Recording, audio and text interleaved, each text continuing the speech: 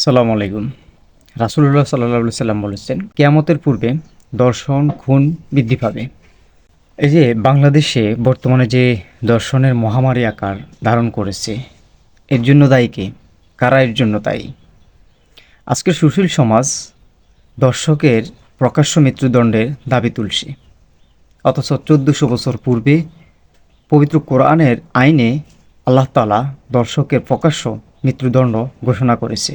শরীয়তের আইনে অর্থাৎ কোরআনের আইনে ইসলামে সাধারণত রেপের শাস্তি হচ্ছে পাবলিকের সামনে বেত্রাঘাত যদি সে অপরাধী অবিবাহিত হয়, অথবা ফাতর মেরে বিবাহিত ব্যক্তি হলে হত্যা করা। কিন্তু যদি দর্শনের ঘটনাটা সাধারণ না হয়ে ত্রাস সৃষ্টিকারী হয়, যেমন গ্যাংরেপ, অস্ত্রের মুখে রেপ, ফিজিক্যাল হার্ম করে রেপ ইত্যাদি, তাহলে শাস্তিটা আরও অনেক ভয়ঙ্কর হতে পারে।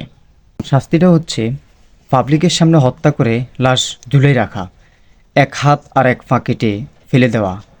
মাযহাবগুলোর মধ্যে ইখতিলাফ আছে, আগে হত্যা করে লাশ ঝুলে রাখবে নাকি লাশ ঝুলিয়ে রেখে তারপর হত্যা করা হবে।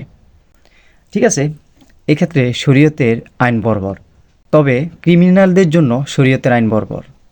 মজার ব্যাপার হচ্ছে, আজ যারা ধর্ষকে প্রকাশ্য মৃত্যুদণ্ড দাবি করছেন, ঠিক এই মানুষগুলোর সামনে যখন কোরআনের আইন উপস্থাপন করবেন, তখন দেখবেন এদের ৮০% লোকেই পিছু হটবে। এর প্রথম কারণ হচ্ছে, এদের ৮০% লোকের শরীরে ইসলাম ফোবিয়া মনোভাব রয়েছে। ইসলাম সম্পর্কে এদের অজ্ঞতা এদেরকে ইসলামের বিরুদ্ধে দাঁড় করিয়ে দিয়েছে।